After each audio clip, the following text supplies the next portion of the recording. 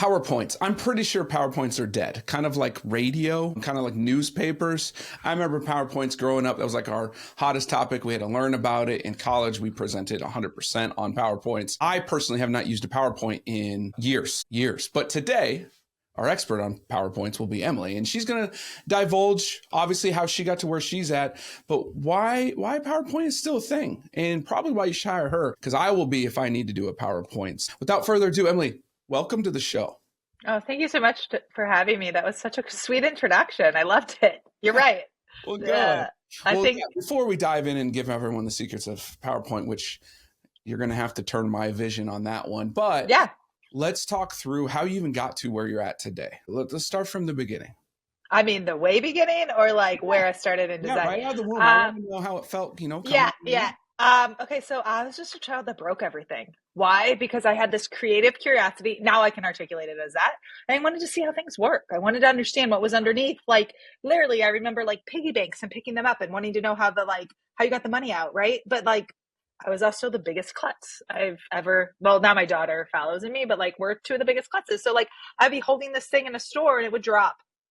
And now my mom would buy it and then I would have to figure out a way to like use it or not feel as guilty about it, right? So it kind of created this, like it was this creative curiosity of how things worked and put together. And I just think that was something that like was innate in who I am and who I wanted to be. I also have this empathy for the world and this wonder about how things work. So that combination put me on this path to ask a lot of questions, to get curious about how things work, and also to like show up and help people just smile more. Again, these are just my personality traits. What I have learned over my 42 years of life is I have figured out and adapted to, which within each season or each age frame, how to cultivate both of those curiosity, like the curiosity and the skill set to provide and to help people. I have this mission that I wrote a couple of years ago. I want to be a magical badass. It's kind of like a unicorn, but cooler. It's rooted in love and kindness. My idea is to sprinkle joy wherever I go, but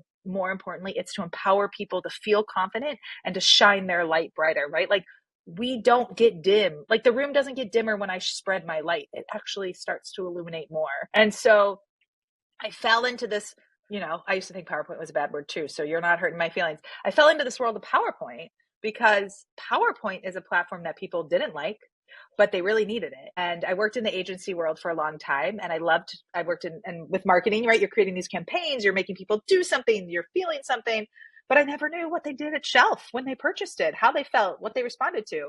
But I did know how my clients responded to our presentation. And there was just something really cool about connecting with somebody and how they responded when it resonated with them and what that meant and whether they were able to move that campaign forward or not, right, was kind of out of my control. But I started to get really curious. I started to raise my hand for all new business pitches. Anytime we needed to sell something to the client, I wanted to be part of a team. I love the storytelling aspect of it. I love the concept of leading your brain or the audience through this really articulate and fine-tuned, story so that they feel something, so that they think something, and then they do something at the end. And I just literally kept asking questions, kept offering to help. And I had a small agent, or it wasn't even a small agent, it was a tech startup. They were a bunch of data scientist geeks. I love data too. I just think it's super fun and it gives you a lot of like grounding purpose. And they were like, we need help. Obviously we're data scientists. We don't know what we're doing. Our VCs aren't, our pitches isn't resonating. How can you help? And within that first presentation, they're like, we're sold. I freelanced for them for a year and then they offered me a full-time position and I haven't gone back to agency world or really working for anybody else since. That's awesome. That's awesome. So we talked about off camera just a little bit of like the value of your services, my services. And I tell people this all the time, regardless of what they are as a business owner, where they are at life, you need to figure out if you value yourself and what you value yourself as. Because if you can't answer that, then it doesn't matter like who you go to work for, what clients, everyone's going to take advantage of you because you don't actually value yourself. Where in life did that trigger for you that like, I know who I am. I might be a certain way that's not normal, but this is me. I love me. And this is my value to myself. Do you know like when that was or like what kind of like triggered in your brain for that? So no, but I think what I did know is that I like to help people feel good, be happy. And I just have always exuded, to be honest, a really, maybe a cool confidence. Maybe people wouldn't say it's cool.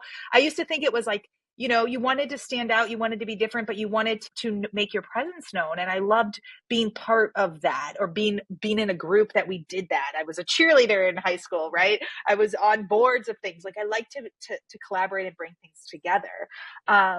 But I think, my journey to really getting curious about who I was started 5 years ago, when I went out on my own. Actually, it's kind of timely, but I started a health journey, and I started from the inside out.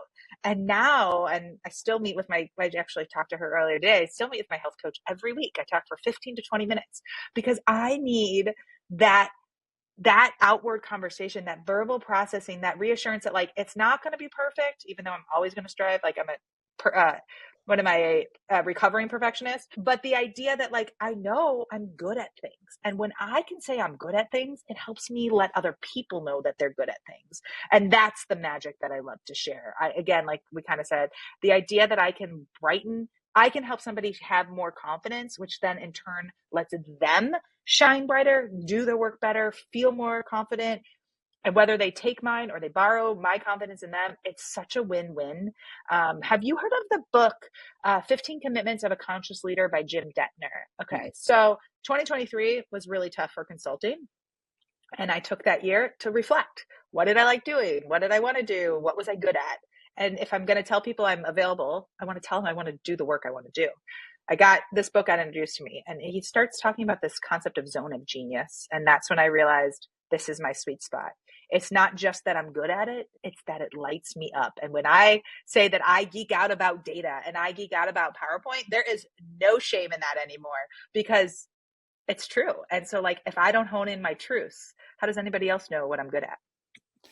That's so important, right? Like, just be yourself, your authentic self in life. So let's go back. You said 5 years ago, you decided to go independent in that realm. A lot of our listeners, and predominantly, by the way, my business, not my actual podcast, but my actual business, Black Mammoth, I run all the financials for women and minority business owners. And so in that realm a lot. How was it being a woman in, we'll say, a more corporate setting and going, you know what, I'm going to go independent? How was that for you mentally of that switch? I mean, are we allowed to use inappropriate language on here? I don't know. It was a total mind fuck because I didn't choose to do that. I had the rug pulled under me when I was 8.5 months pregnant, and my position was terminated. I was working for this startup. They didn't mean it in harm, but they had a business to run, and their financials were not in line. And my position was the next one to be cut. And so it was a total mind fuck. I think there's still like PTSD of some of my yearning, or like we said, talking about value, because sometimes when that happens and you're so shell shocked and also dependent, or kind of, I'm an optimistic person, but these guys are good guys. They didn't mean to do this to me. It's just the way things go. But it was kind of at that moment, or really after my daughter was born, that I was like, I'm never going back to an agent. I'm not going back to work for somebody, and it's never going to look the same. But it taps back into my whole kind of youth and childhood of like believing in myself and being poured into and being loved and being seen, and then, being celebrated. And I remember vividly standing in my kitchen one day and being like, would I bet on myself? And I was like, fuck yeah, I will totally bet on myself. And what does that need to be? Is it financially? Is it giving myself space to figure it out? Is it telling people, like, being vulnerable and being like, I'm doing this. This is weird. Can I help you? How can I help you? Or this is what I want to do. Do you need help, or do you know somebody? And so, yeah, it was crazy, but it was like the best. Looking back, that was like the best thing that ever happened to me. One, that's amazing. Two, my wife just went through that exact same thing and works for my firm now, which we'll have her on an episode later, but very, very much similar. Her concerns, and this is usually when I work with a lot with women, is that it's more layers to than just like crap. There's like, you start when you were pregnant at the time. So you definitely were like, well, how am I going to raise this kid? How am I going to take care of him? How am I going to go to the next doctor's appointment? Like, do I have insurance coverage? Like, it was so simple, things like that. Yes. I guess, how did you get through that so well, right? Because it sounds like you went through it smoothly, flying colors, and like there was no doubt. What were the struggles of that? Okay, so I got, again, being curious and realizing that like it would do no good for me to hold, not necessarily hold it in, and like, but like to not lean on the people that I had in my bubble. Like I called people when I felt down, or when my mind, or when I caught myself in my mind. I used the avenues that I already had kind of established to create some healthier, now I can say habits, but like simple point. At that point I was part of Core Power Yoga, and I was going unlimited all the time and paying for a membership. Well, I asked them if they had a trade program, and I started trading my time for yoga sessions. Well, that helped save a couple $100 every month. It was the little things, right?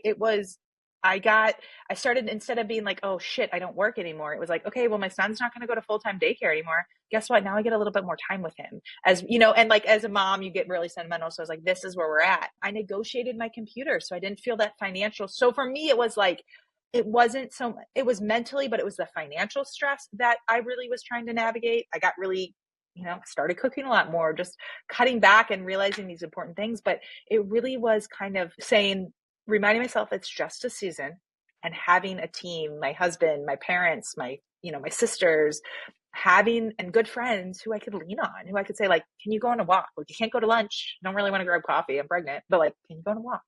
Can you do something with me so I'm not alone? Because when I was alone, I knew I got the thoughts. I also, to be honest, my daughter's pregnancy had a couple little hiccups or scares. She's totally fine and everything was fine.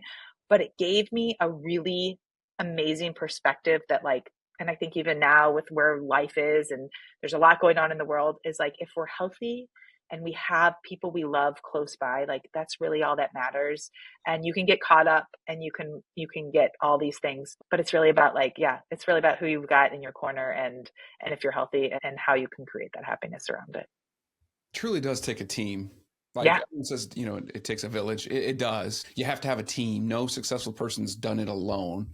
So you definitely have to have a team. And you also, I say that our lives are integrated. I mean, meaning our mental, our physical, and our fiscal lives are very much integrated, right? My industry loves to say that take your emotions out of your decisions, right? Your financial decisions. Make business decisions without emotions. It's physically impossible. We are humans. Yeah. Everything we do is driven by emotions. It's just a matter of how those emotions drive you and how you can recognize those and make good decisions. My thing I always say within those three avenues of our health is the fact that if one of them's off, the whole thing's off. Yeah. Something will occur. And if you're not prepared to deal with that, then you're going to miss an opportunity in life that could have took your family, your life to another level. And everyone's like, that's, well, you're just lucky. No, I'm preparing. I got to prepare my body. I got to prepare my mind. I got to be fiscally prepared. But if one of those is off, I won't be prepared when someone comes knocking, the next opportunity happens, you name it, to take my life to a different degree. And that doesn't always mean financially. It means a partnership, a relationship, but if you're not there, then that's not going to happen. Therefore, you're going to say, I'm unlucky. And then you're going to feel alone. And it's just a backward spiral, but don't do that, right? Focus on those things you can get through. And going and like following up with that, I believe that part of how I've built my business and where I'm at today is because I want to be honest, vulnerable, true. And I listen to my emotions. I use air quotes, but I have terminated contracts on my own with clients in different businesses because I just didn't feel like it was right, because I know that I'm giving myself the space, the energy, and the time to focus on the things that matter. And guess what? When I find a client that's more aligned with my energy, with my compassion, with my empathy, the work is so much better. Like, if you're not loving what you do, I just like, and I think your audience is like probably on the path to want to love how they live their life. Don't get me wrong. I know people who their job is a job and then they have all these outside passions. Somebody asked me once, what's your hobby? I'm like, I don't know if I have a hobby. Like, I'm building this business that I'm so passionate about that, like, besides being a mom, that's where a lot of my energy goes. And so I built my life around the things that matter most, and showing my emotions and balancing my mental health and my wellness and having that financial security of what it should look like is critical. And like anything that affects that, to your point, it sets off the wobble, and like, we're not prepared. So yes. No, we're not. We're not prepared. Well, you touched upon it, so we're going to transition. Business, PowerPoints. What does it all mean? Like, what do you? I can't believe it. I love that you just vomited. Dry heave. I did. I remember PowerPoints, and they are the most disgusting things like I can remember making, Yes. and took so much time. Literally have not touched one in probably a decade. Great. So bring us there. Help Yep. us understand how, one, you have a business doing it, and two, the importance of the PowerPoint in 2025. Yeah. Okay. So how I kind of said at the beginning, I kind of got into it because I loved what it was an avenue for me to use my creative strategic concepting, like vision. And I just said that so wrong. So maybe the better way to say it is the place PowerPoint allows me to be a creative strategic thinker with limitations and boundaries. And going back to some of our like these life lessons, like boundaries make us feel safe, but they give us the opportunity to push beyond them. And so PowerPoint was this bubble. But what it did, and what it always was when I could set something up, when I could design something, because I know I've got the design chops, and then I made somebody who this presentation was for, who was the presenter, who was the business leader. When they saw that come to life, I felt their energy, that smile on the end. That's how it got started. It was so fun to make those wins for other people. And so, like I kind of mentioned, in 2023, my consulting business, or my general design, I was a creative freelance general designer from 2019 to 2023, and I only worked on referrals. It was amazing. I don't even think my LinkedIn was updated that I was doing stuff. Like maybe it said I was freelance, but like I doubt it, because I was embarrassed in a way, or like I just didn't want people to know that I was looking for work. Mm-hmm. That's totally different now. But anyway, so I got curious and I realized, okay, if I want to keep doing this, I have choices. I don't want to work for somebody else anymore. I know I can do this. What should it look like? But more importantly, like, why don't I do the work I want to do? And I had a client who I did a lot of presentations for. They were a communications agency. I still work with them from today. They were one of the first clients I ever had when I went off on my own. And I was like, I love when I get to do these type of projects. And so I actually started I called them curious conversations. And I called people in my network, a lot of people in the creative field, and I asked them what was inspiring them, what they were working on. And I just kind of kept getting this notion that like, it's okay to tap into something that like other people want to vomit about. Like, right. I used to think PowerPoint was a bad word too, right? Especially as a creative, like you're in Adobe, you're not in PowerPoint. But what I realized was by the end of that year, and after I realized this was my zone of genius, because it wasn't just that I was good at it, but it was the place that I shined so bright in my work, that I took myself out of being in this box of creatives looking for jobs, trying to stand out differently, being, leader, creative directors or whatever. And I didn't enjoy that work as much.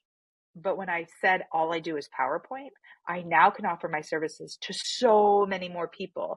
And to be honest, I'm working with some really, I'm working with executives and business leaders and senior leadership and C-suites and venture capitalists and founders, right? The CFOs, the CMOs, the COOs. And these people are so brilliant. And the way that they think is so different than me. And when we can collaborate, I keep learning and I keep growing. And they are really good at saying, I know I have a story to tell. And they're really good at presenting, because obviously they got somewhere by sharing their story but they're like, well, I don't know how to make it look good. How do I make it look good? And when I can help somebody, they're already taking care of sounding good. When I can help them look good, their confidence soars, their trust, their credibility, their ability to move their business or create those needed decisions and investments are huge. And it's such a win. And so that's how I got here.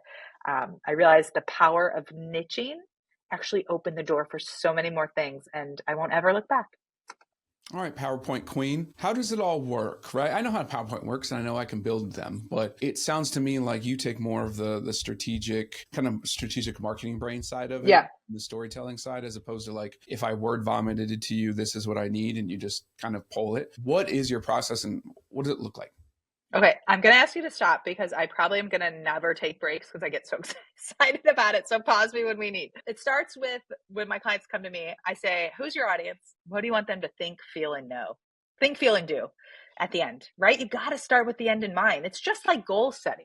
If you don't know where you're going, how are you going to make all these little steps towards it and celebrate all these wins along the way? You've got to create these bookmarks or these key points within this process. So they got to know that. And also they got to know how it's being delivered, because a keynote presentation is very different than a a company update or then a team meeting, but they're still as important of stories because you're talking to people. And that's also the beauty of presentations is they're one-on-one conversations. Marketing is one to many. You're sending it to a vastness. People don't know. You don't know what they're doing when they see it. And now we're so used to like seeing so much that we scroll through it and we push it to the side.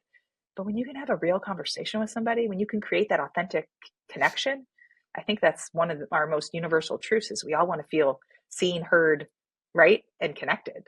So that's how I use PowerPoints. Then the next step is understanding and making sure that their narrative is set. I am not a content writer. I am not a content creator. I'm a really good refiner, really good at refining the rules. Hence, I think why I love PowerPoint too, because I can break a lot of rules that, they might have boxed me in on typically. But I'll work with the client again to set up their narrative to make sure they've got the end in mind. And then it's just like a beautiful story. I think of my daughter. She's 5. She don't know how to read, but she loves reading. Why? Because the power of a well-crafted story to guide you, to make you feel something, to see something, to pay attention, and then to do something at the end is so powerful. You don't need words all the time. Now, a lot of corporate presentations, of course you have words and you have a lot of words. And that's where the beauty of design comes in. And it's understanding very simply, breaking your slides down. And I use the overall principles: simplicity, consistency, and intentionality. And what does that mean? You want 1 to 2 key points per slide. If you have more than that, break it up to a couple slides.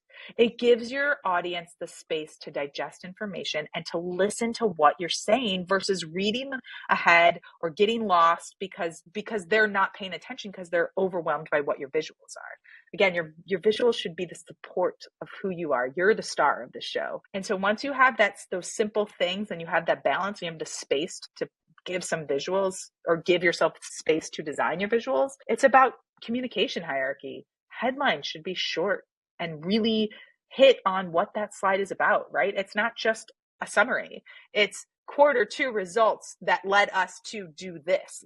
Short. It's not that long, right? It's a few words, but it makes such an impact because, again, as the audience member, I can follow along. And if I do go on my own tangent in my brain, I can come back very quickly.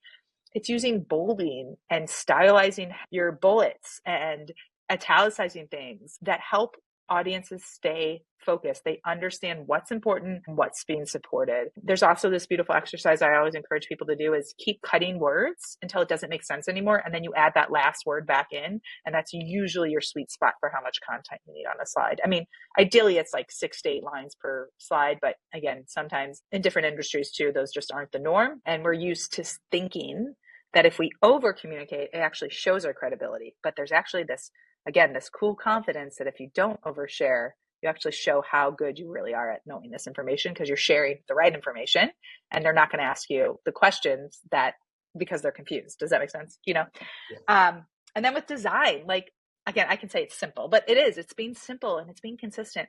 Pick a color, use that every time you mention that product or that quarter and bring that through. Our brains do this amazing thing of connecting the puzzle pieces when we set it out properly. So let your audience do the work. That's not that hard for them, but when you set it up for them to succeed, they will. Pictures can say 1,000 words, but pictures don't just have to be pictures. They can be data graphs. They can be illustrations. They can be little icons. Color blocking.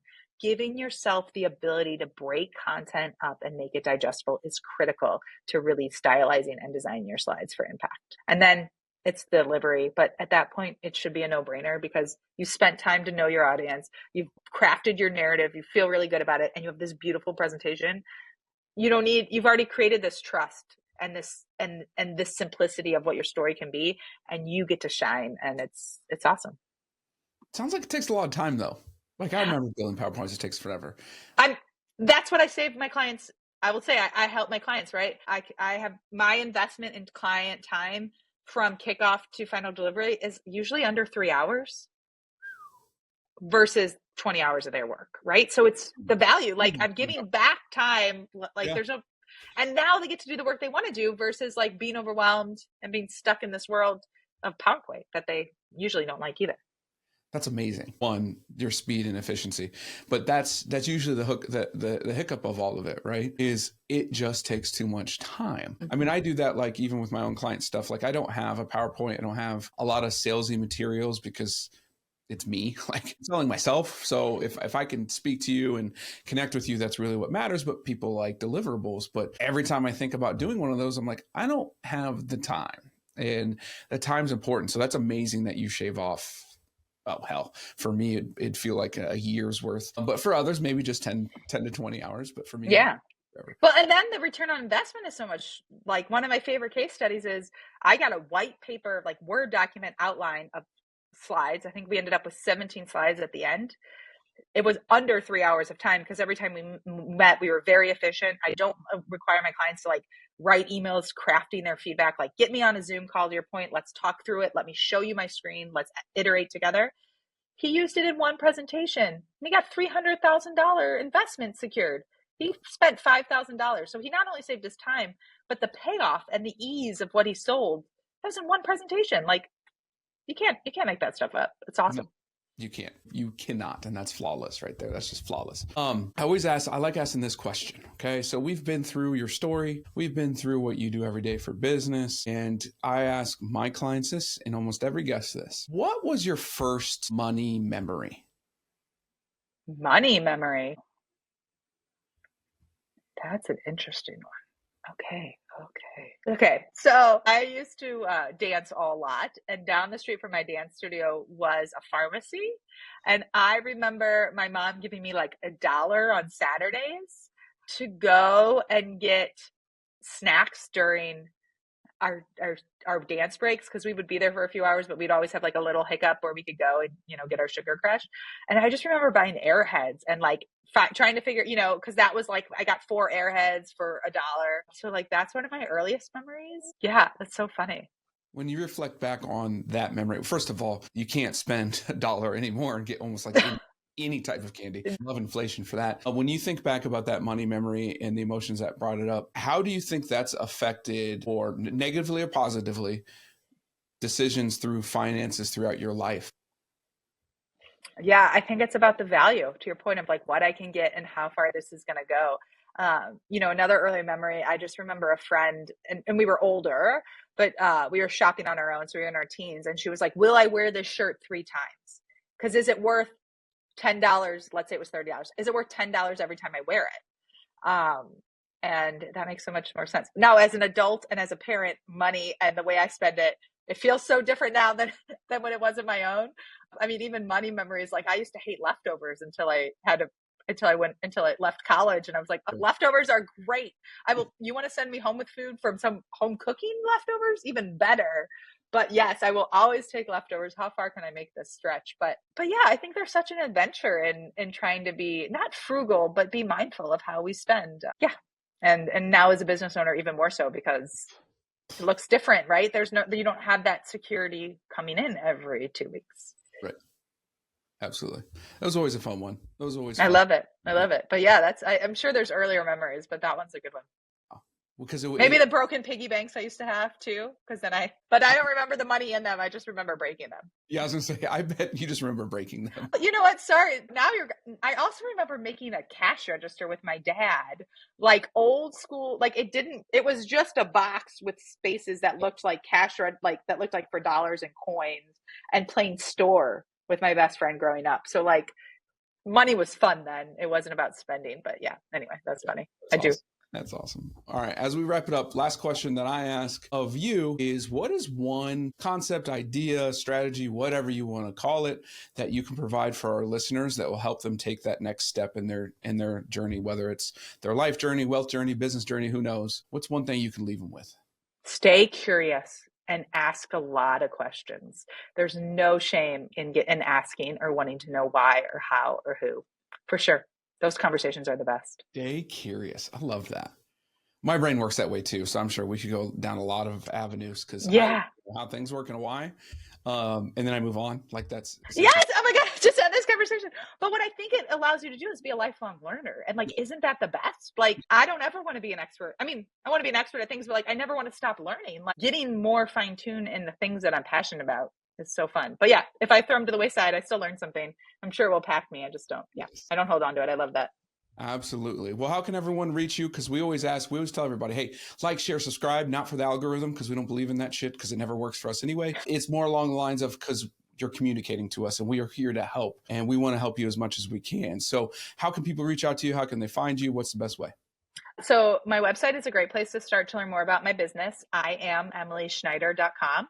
But I also am super active and love connecting and networking on LinkedIn. So if you want to, that might be a better place for this audience to connect with, is really just to have those conversations. And I know you're not into algorithms, but I just love supporting people on there. And there's so many great ways to learn on that platform as well. There is. I have a beef with algorithms lately. I keep getting the wrong things in the wrong time. Well, and then going back to your emotional connection to it, right? Like, am I valuing myself based on these things? So I agree with you on that, but there's something really powerful about being connected, yeah, and being able to support somebody and being like, I like this. This is great. Thank you for sharing. From wherever too. I think that's valid. Like anywhere, just reach out, connect with good people. So, well, we appreciate your time. We look forward to many, many more episodes and shows with you, especially when I know that I'll need you as a PowerPoint. Maybe we just do an episode and we go through you creating a PowerPoint for me. Oh, that would be fun. And I probably should do that. It's kind of an oxymoron to be talking about a visual storytelling and never showing the visuals. But that sounds amazing. Thank you so much, Joey. Was sponsored by Black Mammoth. Any awards, rankings, or recognition by unaffiliated third parties or publications are in no way indicative of the advisor's future performance or any individual client's investment success. No award, ranking, or recognition should be construed as a current or past endorsement of Black Mammoth. Information regarding specific awards, rankings, or recognitions is available on the Black Mammoth website, www.blackmammoth.com. All investment strategies have the potential for profit or loss. Investment strategies such as asset allocation, diversification, or rebalancing do not assure or guarantee better performance and cannot eliminate the risk of investment losses. There are no guarantees that a portfolio employing these or any other strategy will outperform a portfolio that does not engage in such strategies. This broadcast should not be construed by any client or prospective client as a solicitation to effect or attempt to effect transactions and securities, or the rendering of personalized investment advice due to various factors, including changing market conditions. The information discussed in this broadcast may no longer be reflective of current positions or recommendations. While information presented is believed to be factual and up-to-date, Black Mammoth do not guarantee its accuracy, and it should not be regarded as a complete analysis of the subjects discussed. The tax and estate planning information discussed is general in nature and is provided for informational purposes only, and should not be construed as legal or tax advice. Listeners should consult an attorney or tax professional regarding their specific legal or tax situation. Past performance is not indicative of future results.